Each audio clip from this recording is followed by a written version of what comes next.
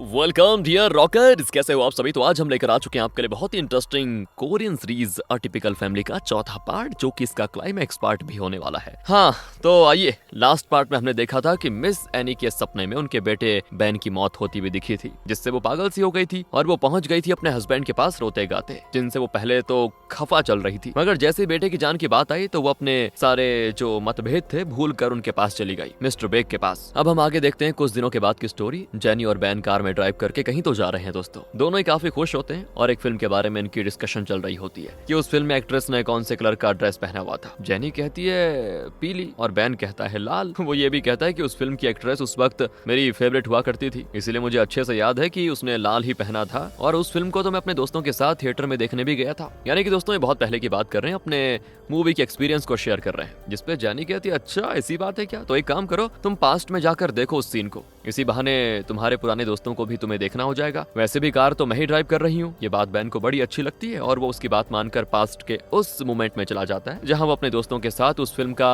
वो particular scene देख रहा था। और कुछ देर के बाद जब वो वापस आता है तो अपनी आंखों पर उसे भरोसा ही नहीं होता, क्योंकि कार ब्रिज पे अटकी हुई लटकी है। ड्राइविंग सीट पे जेनी मौजूद नहीं है दोस्तों, और आगे का शीशा भी टूटा हुआ है, जिससे बैन को समझने में देरी नहीं लगती कि जब तक मैं पास्ट में था तब तक मैं यहाँ कार एक्सीडेंट हो गया, जिससे बैन की हालत बहुत ही खराब हो जाती है। इसके बाद स्टोरी इस कार के एक्सीडेंट के 5 दिन पहले शिफ्ट होती है दोस्तों। बैन के घर पे फुली फैमिली ब्रेकफास्ट चल रहा है। मिस एनी, मिस्टर बेक, मोटो, इना, बैन और यहाँ तक कि जेनी भी मौजूद है यहाँ पे, जिससे बैन बड़ा खुश होता है कि चलो सभी साथ में बैठकर खा रहे हैं, सब कुछ कितना अच्छा चल रहा है ना। तभी दोस्तों मिस एनी की आंखों में आंसू भर आ जाते हैं और वो कहती है कि सब ऐसे बर्ताव कर रहे हैं जैसे सब कुछ बहुत बढ़िया है। इसके बाद यहाँ से भी 2 दिन पहले स्टोरी शिफ्ट हो जाती है और हम देखते हैं दोस्तों कि मिस एनी ने जेनी को मिलने के लिए बुलाया हुआ है अपने गार्डन में, जहाँ वो रोते गिड़गिड़ाते हुए जेनी के सामने कहती है कि बेटा जितने भी दिन बचे हुए हैं मेरे बेटे के, मैं चाहती हूँ कि वो खुशी खुशी बिताए। मगर जेनी है कि इतनी आसानी से हार नहीं मानने वाली, वो किसी भी हाल में बैन को बचाना चाहती है। मगर एनी बताती है कि मैंने जब अपने डैड की मौत के बारे में देखा था तो मैंने उसे टालने की बहुत ही कोशिश करी बेटा, मगर मैं जितनी बार कोशिश करती गई कुदरत उन्हें मौत के और करीब ले जाती रही, इसलिए मेरी बात मानो, सिर्फ बैन को खुशियां देने के बारे में सोचो। जिसपे जेनी कहती है पर जब मैं जानती हूँ कि मुझे बचाने के चक्कर में ही बैन की मौत होने वाली है तो मैं खुश होने की एक्टिंग कैसे कर सकती हूँ। जिसपे एनी कह देती है कि तुम तो हो ठगबाज, आखिर ठगी कर लो मेरे कहने पे। फिर दोस्तों हम स्कूल का सीन देखते हैं, जहाँ रिम और उसके दोस्तों की उनके टीचर अच्छे से क्लास लेते हैं और वो रिम की हाव भाव देखकर भी समझ जाते हैं कि उस दिन इना को जिम रूम में रिम नहीं बंद किया था, इसीलिए वो अकेले में रिम को काफी सुनाते और समझाते हैं। जिसके बाद बाजी उल्टी पड़ जाती है दोस्तों। सारे बच्चे अब इना को बुली करने के बजाय रिम को बुली करने में लग जाते हैं, ये कहते हुए कि सबके सामने तो ये इना के साथ इतनी अच्छी दिखती है और पीठ पीछे देखो क्या क्या हरकतें करती है। उधर जिम में दोस्तों ग्रेस मोटो को रोते हुए देखती है तो उसकी वजह पूछती है, मगर वो झूठ कह देती है यार ये तो मेरा पसीना है, मैं रो कहाँ रही हूँ। मगर असल बात ये थी दोस्तों कि उसे अपने भाई की होने वाली मौत का बड़ा अफसोस है कि वो तो मरने वाला है, और ऊपर से वो हर वक्त अपने भाई से लड़ती रहती थी, कहती थी देखना तुमसे पहले शादी करके बच्चे करके वो जिम वाली बिल्डिंग अपने नाम करवा लूंगी। तो अब गुस्से में उसकी मॉम भी उसे टॉन्ट मारती है कि अब तो तुम्हारा भाई मरने वाला है, अब तो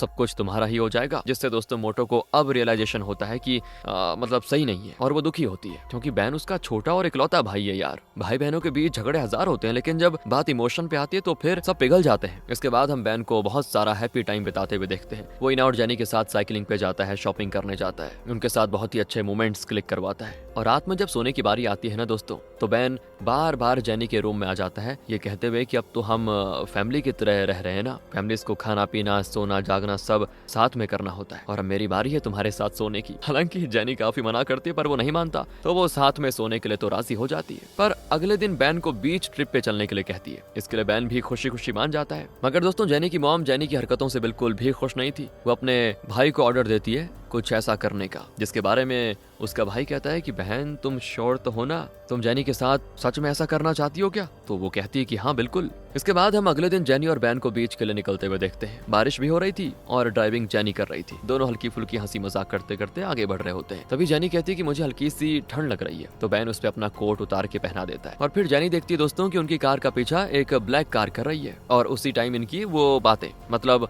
वो फिल्म और एक्ट्रेस के कपड़े वाली बातें शुरू हो जाती है, जिसपे बैन से जेनी कहती है कि पास्ट में जाकर जरा उस फिल्म का एक बार दोबारा से एक्सपीरियंस कर लो, इसी बहाने तुम्हारे पुराने दोस्तों को भी तुम देख पालोगे। इसके लिए बैन मान जाता है और जब पास्ट से होकर वो यहाँ आता है ना, तो कार खाली होती है। ऊपर से उसकी कार ब्रिज में आधी लटकी हुई है। कार के फ्रंट का शीशा भी टूटा हुआ है, जिससे बैन तो घबरा जाता है कि ये क्या हो गया और तुरंत ही पुलिस को कॉल करता है। रेस्क्यू टीम आती है दोस्तों। दोपहर से रात हो जाती है और फिर अगला दिन भी, मगर नदी में से सिवाय जेनी के जैकेट के और कुछ नहीं मिलता, जिससे बैन की क्या हालत हुई होगी आप समझ ही सकते हो। बैन की फैमिली वालों को तो ये लग रहा था कि बैन की मौत होने वाली है, मगर अचानक जेनी की मौत से सभी और परेशान। वहीं बैन तो फिर शराब वगैरह पीकर डिप्रेशन में ही चला जाता है। एक दिन वो गुस्से में जेनी की मॉम के पास पहुंच जाता है उन पे डाउट करने के लिए, तो तब उल्टा वही क्वेश्चन कर देती है कि जब मेरी बेटी की मौत हुई तो तुम भी तो उसी कार में थे ना, फिर तुम्हें एक खरोंच तक कैसे नहीं आई? तुम्हारी पहली वाइफ के साथ भी बिल्कुल ऐसा ही हादसा हुआ था और तुमने मेरी बेटी के साथ भी ऐसा ही किया ना। ऊपर से तुम्हारी इतनी हिम्मत हो गई कि तुम मुझको उसकी मौत का इल्जाम दे रहे हो। तब दोस्तों बैन भी हार मान लेता है। दूसरी ओर मोटो काफी पतली हो गई है और ग्रेस ने उससे जो वादा किया था कि मैं तुम्हें तुम्हारे वेडिंग गाउन में फिट करवा दूंगी, वो उसने पूरा कर दिया। अब जॉन से रहा नहीं जा रहा है। वो अगले एक हफ्ते में ही मोटो से शादी करना चाह रहा है। हालांकि मोटो उसे कह देती है कि मेरे भाई की हालत देखो अभी ठीक नहीं है, उसने किसी अपने को खोया है, तो इस दुख में हम शादी थोड़ी करेंगे, अभी शादी को पोस्टपोन कर देते हैं। तो वो कहता है कि सवाल ही नहीं उठता, जितनी जल्दी शादी होगी उतनी जल्दी वो जिम वाली बिल्डिंग हमारे नाम होगी और हम उसमें अपना नया बिजनेस की शुरुआत कर पाएंगे। इसके बाद दोस्तों हम देखते हैं कि एक तरफ तो जॉन मोटो के पतले होने से काफी खुश है और उससे शादी करना चाह रहा है, मगर दूसरी ओर उसका अभी भी किसी और के साथ ये देखो अफेयर चल रहा है, जिसकी खबरें फिलहाल मोटो को कुछ नहीं है, मोटो नहीं जानती। अब हम देखते हैं कि इना से अपने डैड की हालत देखी नहीं जाती। वो उनसे कहती है कि देखो डैड, हमारे बीच की दुनिया मिटने वाली है और हमारी जिंदगी को खुशियों से भरने वाली जेनी ही थी, एक वही थी जिससे मैं कंफर्टेबल होकर बातचीत किया करती थी। डैड, उनके साथ क्या हुआ है ये जानने के लिए आपको पास्ट में जाना चाहिए। जिसपे उसके डैड उसको समझाते हैं कि जिस वक्त ये हादसा हुआ बेटा, उस वक्त तो मैं जेनी के साथ था ही नहीं, मैं पास्ट में था, इसलिए मैं एक्सीडेंट के टाइम पे जा ही नहीं सकता। तब इना कहती है मगर आप उससे पहले तो जा सकते हो ना, आप एक्सीडेंट के पहले वाले हैप्पी मोमेंट में जाकर जेनी को वार्न करो इस ट्रिप पे ना जाए। तो दोस्तों अपनी बेटी की बात मानकर बैन उस वक्त में चला जाता है जब वो जेनी और इना साइकिलिंग कर रहे थे। वो जेनी को आवाज लगाता है, मगर ऐसा लगता है दोस्तों जैसे जेनी ने सुनकर उसकी आवाज को अनसुना कर दिया हो। फिर वो हेयरबैंड खरीदने के टाइम पे भी जाता है, मगर वो खरीदने में इतनी बिजी होने का नाटक करती है कि बैन को देख ही नहीं पाती। कौन? अरे अपनी जेनी यार। तब दोस्तों बैन जाता है रात में, जब वो जेनी के बिस्तर पर उसके साथ हो गया था। वहाँ वो देखता है कि पास्ट वाला बैन तो सो चुका है, मगर जेनी रो रही है दोस्तों। और तब फ्यूचर वाला बैन उसे चुप करवाता है और रोने की वजह पूछता है, तो वो तो ये कहकर बात टाल देती है, अरे वो बस मैंने एक बुरा सपना देखा और कुछ नहीं। इसके बाद दोस्तों बैन जेनी को वार्न कर देता है कि बीच के ट्रिप पे मत जाओ, वो कैंसिल कर दो। फिर वो प्रेजेंट में आकर इना से पूछता है कुछ चेंज हुआ क्या? तो इना लगाती है जेनी को फोन, पर फोन स्विच ऑफ ही आ रहा था, जिससे वो कहती है कि नहीं, लगता है कुछ भी चेंज नहीं हुआ। लेकिन अगर आपने उन्हें वार्न कर दिया था उसके बाद भी वो ट्रिप पर क्यों गई? मुझे तो दाल में अब भी कुछ काला लग रहा है। जब हम तीनों उस दिन पूरा टाइम साथ में बिताए थे तो मुझे ऐसा लग रहा था जैसे जेनी जानबूझकर नजरें चुरा रही हो, और जब हेयरबैंड खरीदते वक्त गलती से हमारा आई कांटेक्ट हुआ भी तो उस वक्त वो नेशनल एंथम गाने लग गई थी। उस वक्त तो मुझे हंसी आ गई, मगर अब लग रहा है जैसे वो हमसे कुछ छिपाने की कोशिश कर रही थी। और सही में दोस्तों आइए एक फ्लैशबैक देखते हैं। जिस दिन एनी ने जेनी को मिलने के लिए गार्डन में बुलाया था ना, और वो उससे कह रही थी कि जब तक मेरा बेटा जिंदा है तब तक तुम उसके साथ रह लो ताकि वो खुशी खुशी अपना आखिरी वक्त बिता पाए, तभी जेनी ने एनी से कह दिया था कि चाहे जो हो जाए मैं बैन को मरने तो नहीं दूंगी, और इसके लिए चाहे मुझे बैन को वापस डिप्रेशन में ही क्यों न डालना पड़े, क्योंकि डिप्रेशन में जाने के बाद तो उसे पास्ट की अपनी कोई भी चीज हैप्पी लगेगी नहीं, जिसकी वजह से वो ना तो 13 साल पहले जा पाएगा और ना ही मुझे बचाने में उसकी जान जाएगी। इसके बाद दोस्तों सीन प्रेजेंट में शिफ्ट हो जाता है। इना जाती है जेनी के अंकल के पास, मगर वो तो इना को देखते ही काला चश्मा लगा लेता है ताकि वो उनका मन ना पढ़ पाए। वहीं इना को ये देखकर जेनी की मॉम को अपने ही भाई पे हो जाता है शक कि लगता है मैंने इसे जो काम करने को कहा था इसने सही से किया कि नहीं, कहीं इसने गड़बड़ तो नहीं कर दी। इसके अलावा दोस्तों एक दो खबरी थे जेनी की मॉम के, जिन्होंने कहा था कि जिस वक्त जेनी की मौत हुई उस वक्त तो हमने आपके भाई को बीच पे देखा था। और जब इस बारे में जेनी की मॉम अपने भाई से पूछती है तो वो कहता है कि मैं अपने काम को अंजाम देने के बाद काफी हैवी फील कर रहा था, इसलिए फ्रेश होने के लिए मैं बीच पे चला गया। मगर दोस्तों उसकी बहन को उस पर यकीन नहीं होता और वो कहती है मुझे अभी इसी वक्त उस बीच पे लेके चलो। वो गाड़ी के पिछले सीट पे आंख बंद करके बैठ जाती है। तब इना फिर से जेनी के अंकल से पूछने लग जाती है, तो वो धीरे से अपना चश्मा उतार कर इना को धमकाता है कि दोबारा मुझे परेशान किया ना तो जान से मार डालूंगा। मगर दोस्तों अंकल ने चुपके से इना की मदद कर दी थी। उसने अपना चश्मा हटाकर अपनी मन की बातें इना को पढ़ने की इजाजत दे दी थी। इना तुरंत ही अपने डैड को जाकर बता देती है कि जेनी जिंदा है, वो इस बीच पे है, जिसके लिए दोस्तों तुरंत ही बैन निकल जाता है। वहीं अंकल तो काफी धीरे धीरे गाड़ी चला रहे थे, जिसपे उनकी बहन भड़क जाती है कि थोड़ा जल्दी चलो रे, पूरी जिंदगी रोड पे बिताने का इरादा है क्या? मगर दोस्तों अंकल तो तो बड़े अच्छे हैं, वो जानबूझकर कार को और स्लो कर देते हैं ताकि इनके वहां पहुंचने से पहले बैन पहुंच जाए और जैनी को लेकर कहीं दूर चला जाए। दरअसल बात ऐसी थी दोस्तों कि अंकल ने जैनी के कहने पर जैनी की मौत का झूठा नाटक रचा था। उन्होंने जानबूझकर बैन की दी हुई जैकेट को नदी में फेंक दिया था और कार की वो हालत की थी ताकि किसी को भी ये लगे कि कार के आगे का शीशा टूटने से जैनी कार से निकलकर नदी में फेंक गई। इसके बाद दोस्तों हम प्रेजेंट का सीन देखते हैं। अंकल के पहुंचने से पहले बैन बीच पे पहुंच जाता है और जैनी को देख भी लेता है, पर जैसे ही वो उसे आवाज लगाता है वो भागना शुरू कर देती है। इधर इना अपने घर वालों को जाकर खुश खबरी देती है कि जैनी जिंदा है, डैड उसको लेने गए हैं, मगर इससे उसकी ग्रैंड माँ खुश नहीं होती। जैसे ही इना उनकी आंखों में देखती है तो सारी बात जान जाती है। दरअसल दोस्तों अभी तक इना को नहीं पता था कि जैनी को बचाने के चक्कर में मेरे डैड की जान चली जाएगी, इसीलिए जैनी ने ये सब नाटक रचा था ताकि डैड डिप्रेशन में चले जाएं और दोबारा पास्ट के किसी भी हैप्पी मोमेंट में न जा पाए। ये जानकर अब इना भी अपनी ग्रैंड माँ के साथ रोना शुरू कर देती है। उधर बैन भी जैनी को पकड़ लेता है और उसको झकझोर कर सवाल करने लग जाता है कि मैंने तुम्हें पागलों की तरह कहाँ नहीं ढूंढा, तुम क्या कर रही हो यहाँ, और तुमने इतना गंदा नाटक किया है अपनी मौत का, क्यों? देखो अगर तुम्हें तुम्हारी मॉम या अंकल से कोई खतरा था तो मुझे बताना चाहिए था ना, मैं कुछ करता तब। और तब जाकर जैनी को अपना मुंह खोलना ही पड़ता है कि पास्ट में जाकर मुझे बचाने के चक्कर में तुम्हारी जान चली जाएगी, जो मैं हरगिज नहीं चाहती। तुम्हें इना और अपने परिवार के साथ रहना है, उन्हें तुम्हारी जरूरत है। जिस पे बैन कहता है कि तुमने तो देखा था ना कि तुम्हारे आने से पहले मैं अपने परिवार के साथ किस तरह से जिंदा लाश बनकर रह रहा था। और तब जैनी कह देती है चाहे तुम जिंदा लाश बनकर क्यों नहीं रह रहे थे, मगर तुम जिंदा तो थे और मैं तुम्हें मरते हुए नहीं देख सकती। ये कहकर जैनी जोर जोर से रोने लग जाती है दोस्तों, और तब बैन उसको किस करके आई लव यू कह देता है। अब नेक्स्ट सीन में हम देखते हैं कि जैनी और बैन रात में बीच हाउस में ही टाइम स्पेंड कर रहे हैं। दोनों साथ में काफी लवी डबी टाइम स्पेंड करते हैं। और अगले दिन मॉर्निंग में बैन जैनी के लिए ब्रेकफास्ट लेने के लिए पास ही के होटल में जाता है, जहाँ पे पहले से जैनी की मॉम और अंकल मौजूद होते हैं, जिससे सारा पर्दा फाश हो जाता है दोस्तों। मगर अजीब बात ये थी कि जैनी के जिंदा होने की खबर जानने के बाद भी जैनी की मॉम ज्यादा गुस्सा नहीं होती, मगर बैन फिर भी क्लियर कर देता है कि वो तुमसे छिपकर नहीं बल्कि मुझे बचाने के लिए भागी थी। इसके बाद जब जैनी के पास बैन जाता है तो वो घबराई भी थी अपने बिस्तर के बगल में उसको ना पाकर। उसे लगा था कि कहीं बैन फिर से पास्ट में तो नहीं चला गया, मगर जब उसको पता चलता है कि वो तो ब्रेकफास्ट लेने के लिए गया हुआ है और उसे वहाँ मेरी मॉम मिली और उनके बीच में ऐसी ऐसी बातें हुई, तो बड़ी हंसने लग जाती है और कहती है कि अब हमें वापस घर चलना चाहिए। मगर बैन का मन था यहाँ 1-2 दिन और रहकर टाइम स्पेंड करने का, लेकिन जैनी उसे वापस उसकी फैमिली के पास लेके जाना चाहती थी। लेकिन अब उसको डर लग रहा था कि कहीं ये 13 साल पहले चला गया मुझे बचाने के लिए और इसे कुछ हो गया तो बस हो गया काम। मगर तब दोस्तों बैन उसको समझाता है कि देखो मेरी बात सुनो, मैं इतनी जल्दी पास्ट में नहीं जाने वाला, मैं कम से कम 100 साल की जिंदगी जी लूंगा तब जाऊंगा पास्ट में, ताकि अगर मैं मर भी जाऊं तो कोई अफसोस ना हो। और तब जैनी उसको हक करके कहती है नहीं नहीं, मैं तो तब भी तुम्हें मरने नहीं देने वाली, और वैसे पता है क्या, मुझे जिसने बचाया था ना उसके गले पे लाल निशान था जो कि तुम्हारे गाल पे नहीं है, इसलिए मुझे लगता है कि तुमने मुझे बचाया ही नहीं था पास्ट में। पता नहीं दोस्तों ये कहानी किस एंड पे जाएगी, आप देखते रहिए बस। इसके बाद जब ये दोनों वापस घर आते हैं तो इन्हें पता चलता है कि इना को बैन की होने वाली मौत के बारे में सब पता चल चुका है, इसीलिए उसने तो रो रो कर अपना बुरा हाल कर लिया था। फिर बैन इना के कमरे में जाता है, तब वो कहती है कि मैं हूँ ही मनहूस, जिस दिन मेरी पैदाइश हुई थी उस दिन हाई स्कूल में इतना बड़ा हादसा हो गया। जब मैं 5 साल की थी तो मेरा बर्थडे वाले दिन मेरी मॉम की मौत हो गई, और अब मेरे बर्थडे वाले दिन ही मेरे डैड की भी मौत होने वाली है। मैं खुद से नफरत करती हूँ डैड,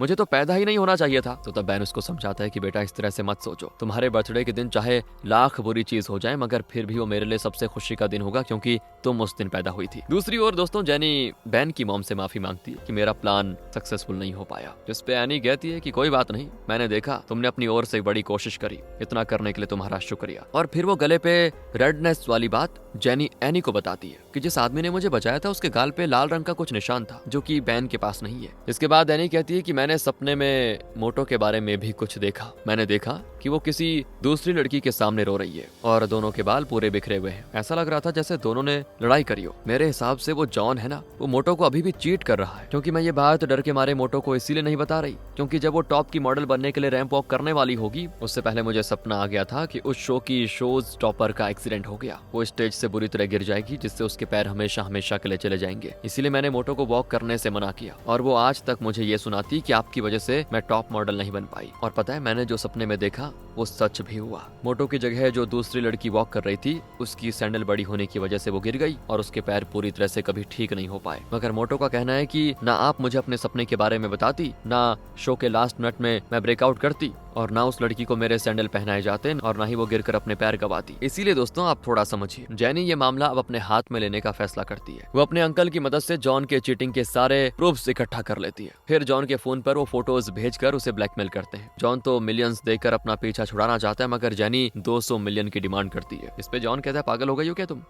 मेरा पूरा बिजनेस तो मेरी होने वाली बीवी की उधारी पे चल रहा है, ऊपर से जल्दी हमारी शादी भी है, उसका खर्चा है, और मैं 200 मिलियन कहाँ से लेकर आऊंगा? इस पे जेनी कहती ठीक है फिर अपनी शादी भूल जाओ। और तब जॉन जेनी के साथ हाथापाई पे उतर आता है दोस्तों, मगर तभी वहाँ पे जेनी के अंकल आ जाते हैं और जॉन का गला दबोच लेते हैं, जिससे जॉन बिल्कुल घबरा जाता है क्योंकि उसको नहीं पता था ये सब मिले हुए हैं। और अंकल जी काफी मस्कुलर भी थे, जिसकी वजह से वो पैसे देने को तैयार हो जाता है। अब अकेले में जेनी अंकल से कहती है कि आपने मेरी वजह से अपनी सगी बहन को धोखा दे दिया, तो आप पे काफी गुस्सा होगी। तो अंकल कहते हैं कि वो तुमसे सच में एक माँ की तरह प्यार करती है, तुम्हें पता है। भले उसने गुस्से में तुम्हें मारने का ऑर्डर दे दिया, मगर वो गुस्से में कहा था। तुम्हारे जिंदा रहने की खबर सुनकर उसको बहुत ज्यादा खुशी भी बाद में। अब रात में दोस्तों हम देखते हैं बैन को, जो कि अपनी बहन के कमरे में जाता है। वहाँ वो उसे छिपकर खाना खाते हुए देखता है। बैन को अचानक वहाँ देखकर मोटो घबरा जाती है और कहती कि तुम्हें यहाँ नहीं आना चाहिए था, तुमने मुझे खाते हुए देख लिया, जबकि मुझे तो अभी और डाइटिंग करने की जरूरत है। बैन कहता है तुम बुद्धू हो क्या? तुम पहले ही ज्यादा पतली हो चुकी हो। जब तुम स्कूल में थी ना, तब तुम सबसे ज्यादा सुंदर लगती थी, पता है मुझे। थोड़ी चबी सी थी पर बढ़िया थी। याद है जब मैं हॉस्पिटलाइज्ड हो गया था,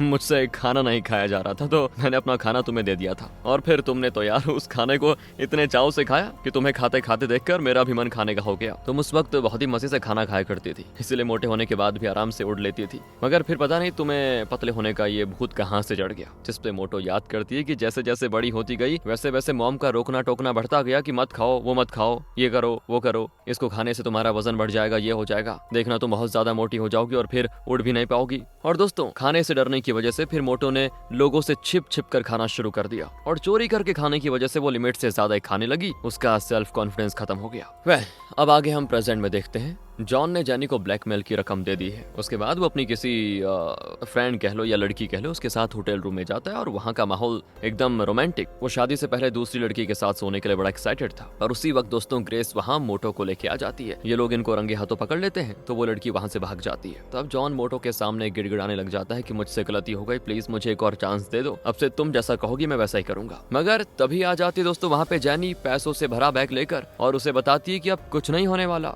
हमने तुम्हारी हरकतें मोटो को अच्छे से बता दी है, अब वो तुम्हारे झांसे में नहीं आने वाली। अब जॉन कहता है कि अब तो मैं बर्बाद हो चुका हूँ, कम से कम मेरे पैसे तो मुझे दे दो। जेनी कहती ये पैसे मैंने तुमसे लिए हैं ताकि तुमने मोटो से जितने पैसे उधार लिए कम से कम उनके एक हिस्से की तो भरपाई हो सके। मगर जॉन कहता है कि ये पैसे मैंने किसी से लोन पे लिए हैं, अगर मैं उन्हें ये पैसे नहीं चुका पाया तो वो लोग मुझे जिंदा नहीं छोड़ेंगे। दरअसल दोस्तों उसको लोन दिलाने में मदद जेनी के अंकल नहीं करी थी, अब इन सब ने मिलकर मुझे फंसाया है। ये सोचकर जॉन पैसे का बैग छीनने की कोशिश करता है, और तब वो बैग ग्रेस ले लेती है, और गलती से होता यह है कि धक्के मुक्की में वो गिर जाती है बिल्डिंग से विंडो के गिलास तोड़कर नीचे। ये चीज मोटो से देखा नहीं जाता। ये सारी चीजें ग्रेस मोटो के लिए ही कर रही थी, इसीलिए वो भी डरते डरते नीचे कूद जाती है। मगर इस बार उसका उड़ना हो जाता है। वो जल्दी से जाकर ग्रेस को अपनी गोद में उठाकर आसमान की सैर करवाती है, क्योंकि एक बार मजाक में ग्रेस ने कहा था कभी मुझे भी ऊपर लेके जाना तुम। पर दोस्तों होता यह है कि इस चीज की जॉन वीडियो बना लेता है और भाग जाता है वहां से। इधर जेनी देखती है कि जब मोटो अपनी लंबी उड़ान पूरी करके ग्रेस के साथ जमीन पे लैंड करती है, तो उड़ने की वजह से दोनों के बाल बिखर जाते हैं और मोटो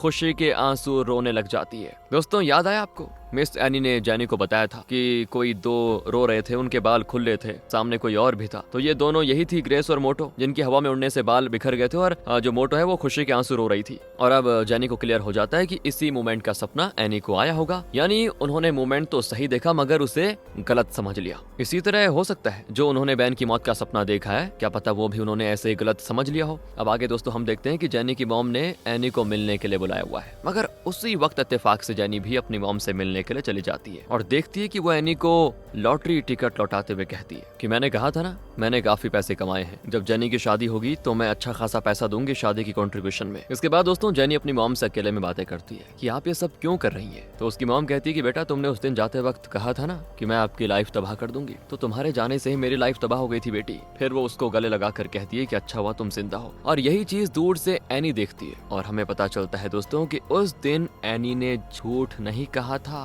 आपको याद है इससे पहले वाले एपिसोड में या उससे पहले जब एनी जेनी की मॉम के पास गई थी तो एनी ने झूठ कहा था कि तुम अपनी बेटी को एक बार गले से लगाकर कहोगी कि अच्छा वो बेटी तुम जिंदा हो। अब उस समय तो हमें लग रहा था कि ये झूठ है, लेकिन अभी वो बात सच हो गई। कह रही है ना वो गले लगाकर अपनी बेटी को कि अच्छा हो बेटी तुम जिंदा हो, लेकिन उस समय बात हम उसकी अपनी बेटी की कर रहे थे, है ना दोस्तों, समझ गया। यानी एक बार फिर से एनी ने जो सपने में देखा उसे समझने में गलती कर दी उसने, क्योंकि पहले वाले टाइम एनी ने ये कहा था कि वो तुम्हारी खुद की बेटी होगी जो तुम्हें वापस मिल जाएगी रियल में, लेकिन ऐसा नहीं है। मतलब एक तरह से उसका सपना तो सच हुआ, लेकिन उसका कॉन्टेक्स्ट क्या था ये सच नहीं हुआ दोस्तों, समझ गया। अब आगे हम देखते हैं कि बेन ने अपने घर पे ब्रेकफास्ट बनाया हुआ है बहुत ही बढ़िया, और अपनी पूरी फैमिली के साथ वो खा रहा है। तो मोटो कहने लगती है ये डिश तो डैड बचपन में बहुत बढ़िया बनाया करते थे, हमें ये डिश बहुत ही पसंद थी, पिकनिक पे भी हम यही खाना पसंद करते थे, तो डैड आपने ये डिश बनाना बंद क्यों कर दिया? तब वो कहते हैं कि बेटा मैं इसकी रेसिपी भूल चुका हूँ। हाँ पर बैन तुम ये बताओ तुम्हें कहाँ से ये रेसिपी पता चली? तो बैन कहता है कि डैड मैं पास्ट में गया था और अपनी आंखों से आपको ये डिश बनाते हुए देखा था। इसके बाद दोस्तों हम इना को देखते हैं जो कि स्कूल में डांस रिहर्सल कर रही है, क्योंकि कुछ ही दिनों में उसके स्कूल में एक डांस कंपटीशन होने वाला है। हालांकि रिम को सबने बॉयकॉट कर दिया है, मगर इना सामने से जाती है उससे बात करने के लिए और कहती है कि देखो जो हुआ उसे भूल जाओ और वापस से हमारे डांस टीम में आ जाओ। जिस पे रिम कहती कि तुम मुझे रहम की भीख दे रही हो, है ना? तो वो कहती नहीं ऐसा मत सोचो, तुम एक अच्छी डांसर हो और हमारे ग्रुप को तुम्हारी जरूरत है। इधर यहाँ घर पे दोस्तों बैन का मूड बड़ा रोमांटिक हो जाता है, तो वो सॉन्ग प्ले करके डांस करने लगता है। तब मिस्टर वेग भी अपनी वाइफ को डांस करने के लिए पूछ लेते हैं। अब पहले तो वो इनकार करती है टॉन्ट मारते हुए कि तुम्हारी तो डांस पार्टनर कोई और है ना, जाओ उससे कहो। तो वो कहते हैं कि अरे सॉरी यार वो मेरी भूल थी, मैं हर चीज में पार्टनर बनने के लायक ही नहीं हूँ। तब ये दोनों डांस करने लग जाते हैं। फिर दोस्तों जब बैन अपने पेरेंट्स को डांस करते हुए देखता है तो दिल से खुश हो जाता है और गायब होकर अपने पास्ट के उस हैप्पी मोमेंट में चला जाता है जब वो अपने पेरेंट्स और सिस्टर के साथ पिकनिक पे जाया करता था। वहाँ उसके पेरेंट्स साथ में डांस किया करते थे और बच्चे हंसते खेलते और खाते पीते थे। फ्यूचर वाले बैन को दोस्तों ये सब दोबारा से देखकर बड़ी खुशी होती है और तभी उसकी नजर जाती एक लड़की पे जिसको कुछ लोग मजाक उड़ा रहे थे क्योंकि वो बच्ची साइकिल नहीं चला पा रही थी। तो सामने जाने पे उसको पता चलता है कि अरे ये तो जेनी का बचपन है, मतलब बचपन की जेनी। बाकी बच्चे उसका मजाक उड़ा रहे हैं और वो खुद साइकिल चलाने की कोशिश तो कर रही है मगर बेचारी चला नहीं पा रही है। तो बैन पीछे से उसको सपोर्ट करता है जिससे वो साइकिल चलाने लग जाती है, पर बैन उसका साइकिल पीछे से नहीं छोड़ता, वो गिर ना जाए इसीलिए साइकिल पकड़ के काफी दूर तक दौड़ता है। और इस दरमियान दोस्तों एक जहरीले पेड़ की डंडी बैन के गले पे लग जाती है जिससे उसके गले में लालपन आ जाता है, रेडनेस। और जब वो प्रेजेंट में वापस आता है और ये लालपन देखता है तो डर जाता है क्योंकि उसने तो सोचा था कि 13 साल पीछे बहुत सालों के बाद जाऊंगा, मगर आपको याद है ना जेनी ने उसे बताया था कि जिस इंसान ने मुझे बचाया उसके गले पे भी ऐसा ही लालपन था। इसलिए बैन को डर लगता है कि कहीं वो मोमेंट नजदीक तो नहीं आने वाला और वो अपने स्वेटर से अपने गले को छिपा लेता है और जाता है सीधे एक क्लिनिक में और अपना गला दिखाकर पूछता है कि ये क्या है और कैसे हो गया। तो तब डॉक्टर बताती है किसी पॉइजनस प्लांट के कांटेक्ट में आने से एलर्जी हुई है। ये एलर्जी 1-2 घंटे से लेकर 1 हफ्ते तक रह सकती है, उसके बाद खुद ही ठीक हो जाएगी। जिससे बैन को समझने में देरी नहीं लगती दोस्तों कि अब मेरे पास बहुत ही कम टाइम है, मतलब 1 हफ्ते के अंदर मेरी कहानी खत्म होने वाली है। दूसरी ओर जिम में ग्रेस मिलवाती है मोटो को अपने अंकल से। मोटो को अंकल जी बड़े अट्रैक्टिव लगते हैं जिससे वो शर्मा जाती है और कहती है मैं इतनी जल्दी मूव ऑन कैसे कर सकती हूँ। तब ग्रेस कहती है ओ हेलो मैम, मैं इन्हें यहाँ तुम्हारी सेटिंग कराने के लिए नहीं लेकर आई, बल्कि तुम ही तो कह रही थी ना कि तुम्हें और पर्सनल ट्रेनर्स की जरूरत है क्योंकि जिम में लोगों की भीड़ बढ़ रही है। तुम्हारी फैमिली को स्कैम करने का प्लान तो डूब ही गया हमारा, तो खर्चा चलाने के लिए कोई जॉब तो करनी होगी ना। जिससे मोटो शर्मिंदा हो जाती है और कहती है वैसे आप मुझे देखे देखे से लग रहे हो। ओ हाँ, आप तो वही फूड डिलीवरी वाले हो ना जो हर बार मेरा खाना बिल्कुल सही तरह से लाते थे, कभी भी ना तो ऑयल लीक करता था और ना ऊपर की क्रीम हटती थी, ना ठंडा होता था, आपने मेरा बहुत ही ध्यान रखा है। तो ग्रेस कहती हूँ फूड डिलीवरी वाले इंसान बने थे ताकि तुम पे और तुम्हारी फैमिली पे नजर रख सके, इसके लिए सॉरी यार। वेल अब रात में दोस्तों जब मोटो रनिंग के लिए बाहर गई होती है तो उससे जॉन मिल जाता है। वो उसकी उड़ने वाली वीडियो दिखाकर उसे ब्लैकमेल करने की कोशिश करता है। वो कहता है कि मुझसे शादी कर लो वरना ये वीडियो वायरल कर दूंगा। मोटो कहती है जाओ जाओ कर लो वायरल, अरे आजकल ऐसे बहुत सारे फेक वीडियोस वायरल होते हैं, मैं कह दूंगी ये वीडियो फेक है। और वो चली जाती है वहां से। तभी अंकल आते हैं और जॉन से उसका फोन लेकर पानी में फेंक देते हैं और उसको धमकाते भी हैं कि बेटा दोबारा परेशान किया ना तो ऐसा बनाऊंगा कि समझ नहीं पाएगा क्या बन गया। अगले दिन दोस्तों आइए मिस एनी फिर से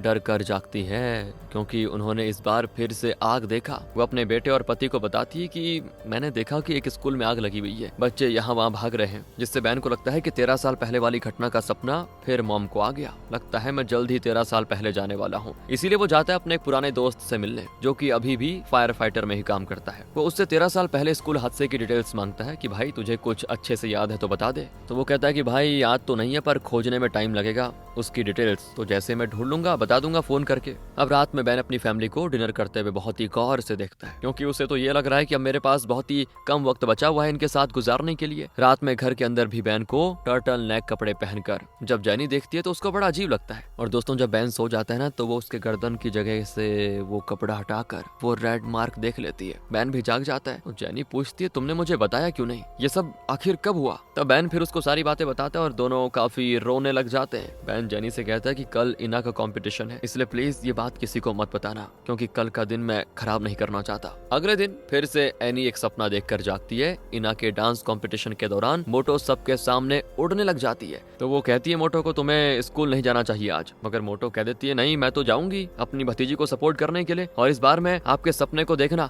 गलत साबित करके रहूंगी, चाहे वहाँ जो भी हो जाए मैं उड़ूंगी नहीं, और अगर मैं ये करने में आज कामयाब हो जाती हूँ ना तो ये साबित हो जाएगा कि बैन को बचाया जा सकता है। कुछ घंटे के बाद हम इना की पूरी फैमिली को उसके स्कूल में देखते हैं, यहाँ तक कि जैनी की मॉम, अंकल और सिस्टर भी इना को सपोर्ट करने आए हुए हैं। बैन भी आज अपनी डॉटर की डांस कंपटीशन के लिए बहुत ही ज्यादा एक्साइटेड और खुश होता है, क्योंकि ये इना का फर्स्ट टाइम था दोस्तों। मगर ये क्या, जैसे ही वो उसके लिए फ्लावर्स लेता है उसी वक्त फायर फाइटर्स की ऑफिस से बैन को कॉल आ जाता है कि डिटेल्स मिल चुकी हैं, इसलिए बैन वो फ्लावर जैनी के हाथों में इना को भिजवा देता है और खुद फायर फाइटर्स की ऑफिस चला जाता है। अब वहाँ वो 13 साल पहले की उस स्कूल का ब्लूप्रिंट बड़े ध्यान से देखता है ताकि उसे पता चल सके कि स्टोरेज रूम तक जाने का सबसे फास्टेस्ट रास्ता कौन सा है। और तभी दोस्तों बैन और उसके दोस्त की बातचीत से समझ पाते हैं कि उस घटना में बैन का जो सीनियर मारा गया था उसके बेटे की पढ़ाई का खर्चा अभी तक बैन ही उठाता है। उसने दरअसल 13 साल पहले ही एक फेक ट्रस्ट बना दिया था, जिससे सीनियर की फैमिली को ये लग रहा था कि हमें फाइनेंशियली सपोर्ट मेरे हस्बैंड की फायर फाइटिंग कंपनी कर रही है, मगर वो हेल्प तो एक्चुअली में बैन कर रहा था। इधर बैन के ना आने से ना काफी उदास होती है, क्योंकि सारे बच्चों के पेरेंट्स आ चुके थे और कंपटीशन शुरू होने वाला था। उसी वक्त जॉन लगातार कई बार मोटो को कॉल करता है, पर वो बार बार कॉल